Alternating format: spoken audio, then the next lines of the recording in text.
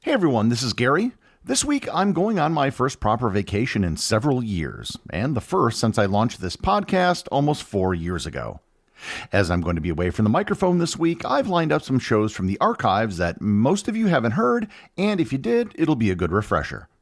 I'll be back again with new episodes on September 9th. Whenever there's a lottery, the odds of winning are given. If you go to a pizzeria, they may tell you the number of possible pizzas that can be made given their toppings. If you have a combination lock, it's secured because of the number of different solutions that are possible. All of these things might seem different, but they're all part of the same branch of mathematics. Learn more about permutations and combinations and how they work on this episode of Everything Everywhere Daily.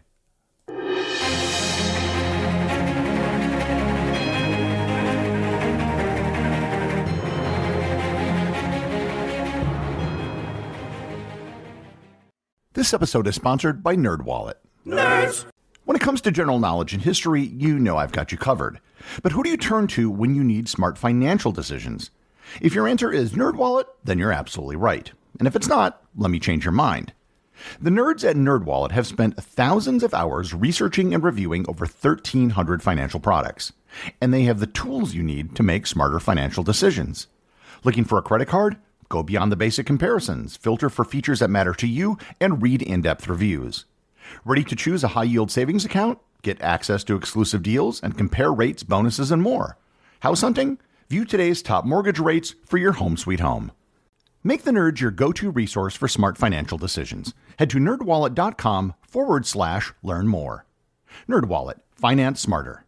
Disclosure: NerdWallet Compare Incorporated, NMLS 1617539. Want a website with unmatched power, speed, and control? Try Bluehost Cloud, the new web hosting plan from Bluehost, built for WordPress creators by WordPress experts. With 100% uptime, incredible load times, and 24/7 WordPress priority support, your site will be lightning fast with global reach. And with Bluehost Cloud, your sites can handle surges in traffic no matter how big. Plus, you automatically get daily backups and world-class security. Get started now at Bluehost.com. If you're not familiar with permutations and combinations, do not fear. It's a subject that often isn't covered in basic mathematics courses, but it also isn't that complicated. It involves nothing more than basic multiplication and division. It doesn't necessarily even involve fractions or decimals, just whole numbers, and they can usually be explained using everyday things that you're familiar with. So to start this discussion, let's take a very simple case. How many ways can you arrange the numbers 1, 2, and 3? This is a pretty small number of things, so we could just brute force this and write them all out. There are 1, 2, 3, 1, 3, 2, 2, 1, 3, 2, 3, 1, 3, 1, 2, and 3, 2, 1. So there are 6 ways you can arrange the numbers 1, 2, and 3. Now let's say we wanted to do the same thing with 1, 2, 3, and 4. Well, that suddenly becomes much harder. Not ridiculously hard, but hard enough that you don't want to listen to me read out strings of numbers for the better part of a minute. Is there a way we could make a simple formula for calculating this? Well, there is. Let's say I have balls numbered 1, 2, 3, and 4 in a hopper, and I pull them out to create an arrangement. For the first ball, there are 4 possibilities because all 4 balls are still in the hopper. Once I pull that ball out, there are now 3 possible balls that I could select.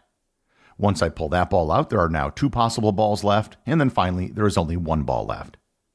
So the total number of arrangements of the numbers 1 through 4 can be calculated by multiplying 4 by 3 by 2 by 1.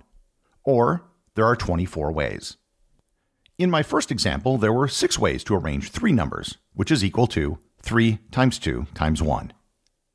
If I wanted to calculate the number of ways of arranging 5 numbers, it would be 5 times 4 times 3 times 2 times 1, or 120. This calculation where you multiply all of the numbers less than or equal to a given number has a special name and symbol in mathematics, and it's one that you might have encountered if you've used a calculator. It's called a factorial, and its symbol is an exclamation mark.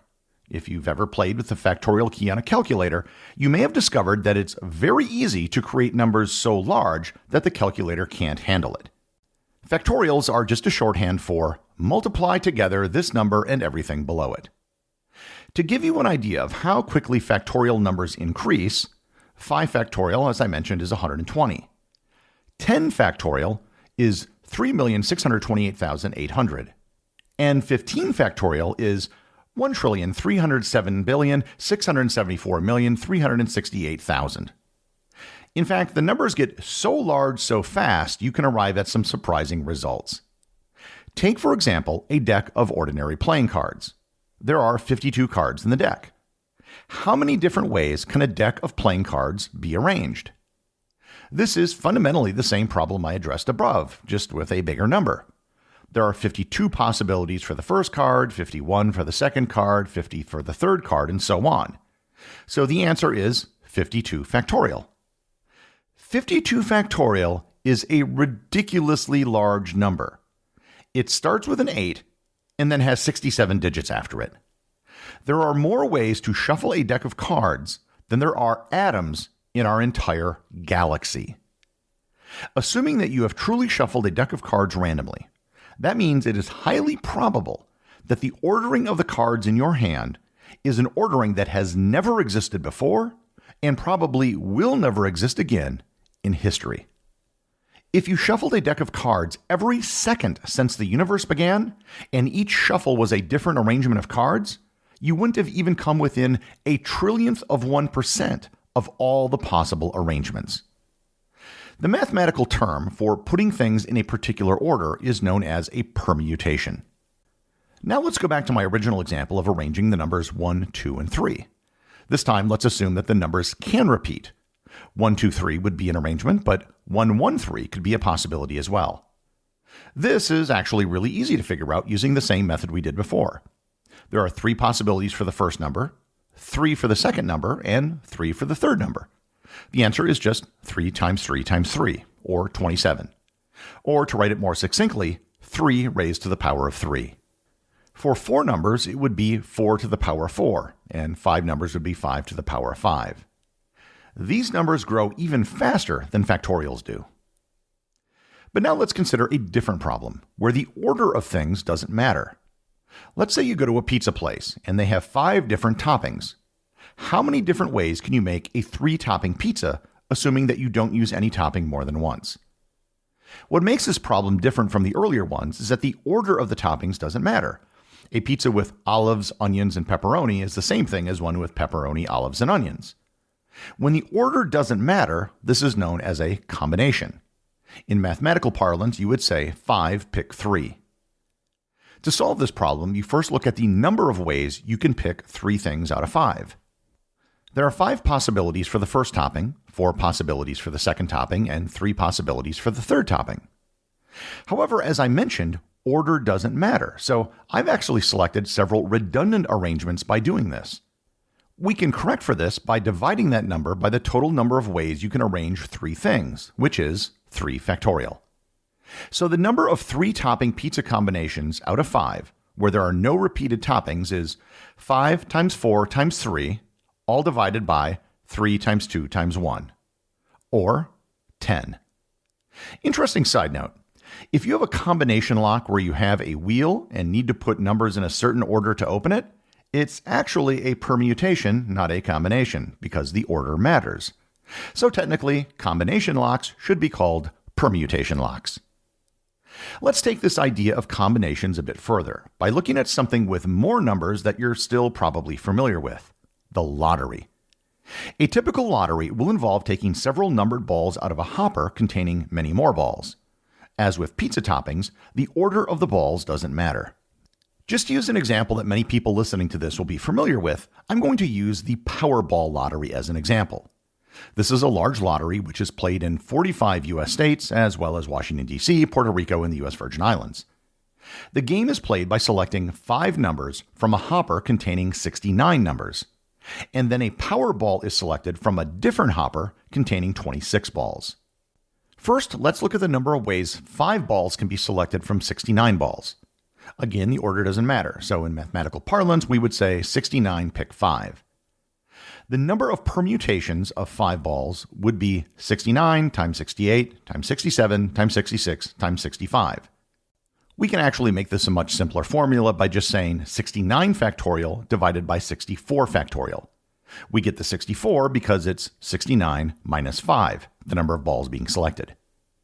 Again, that number contains many redundant combinations, so we have to divide that number by 5 factorial, the number of balls being selected.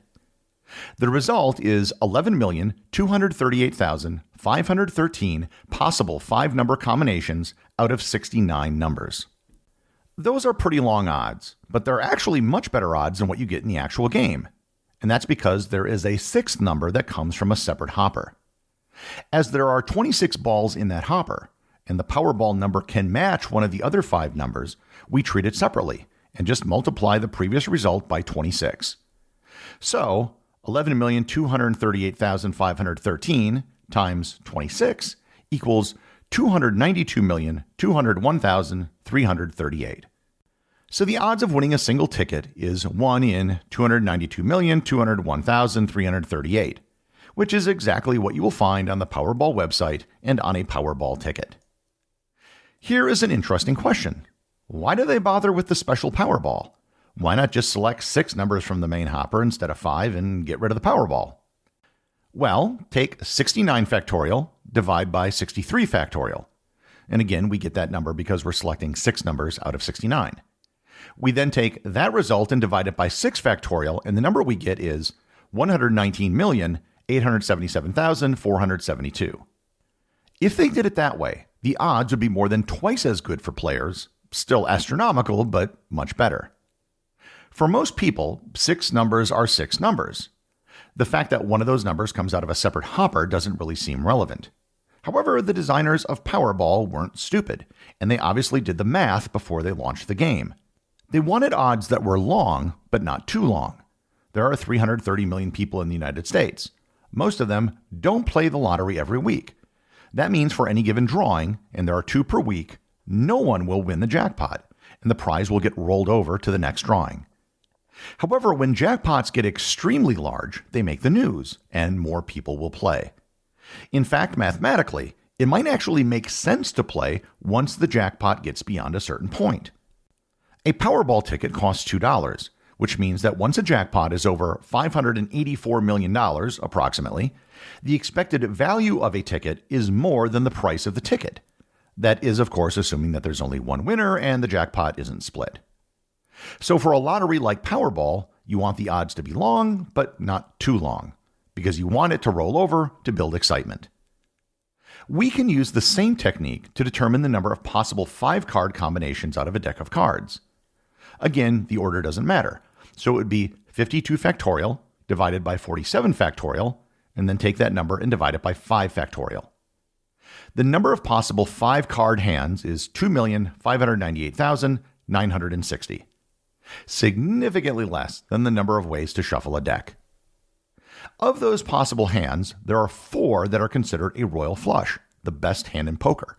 So the odds of getting a royal flush out of 5 cards is 1 in 649,740. However, the most popular poker game is Texas Hold'em, and players get 7 cards to make a 5-card hand, so the odds aren't quite the same.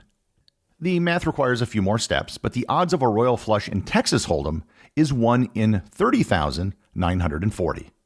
Exactly 21 times better than getting it in just 5 cards. So if you play a lot of poker, you might get a royal flush once or twice in your life, or quite possibly never. Permutations and combinations are something that most people never encounter as part of a basic mathematics education, but they really aren't that hard to understand. As I said before, it's all basic multiplication and division, albeit with very large numbers sometimes. There are many resources online if it's something you want to learn more about, and it's an extremely handy thing to know if you want to be able to calculate the odds of something. The executive producer of Everything Everywhere Daily is Charles Daniel. The associate producers are Benji Long and Cameron Kieffer. I want to give a big shout out to everyone who supports the show over on Patreon, including the show's producers. Your support helps me put out a show every single day. And also, Patreon is currently the only place where Everything Everywhere Daily merchandise is available to the top tier of supporters. If you'd like to talk to other listeners of the show and members of the Completionist Club, you can join the Everything Everywhere Daily Facebook group or Discord server. Links to everything are in the show notes.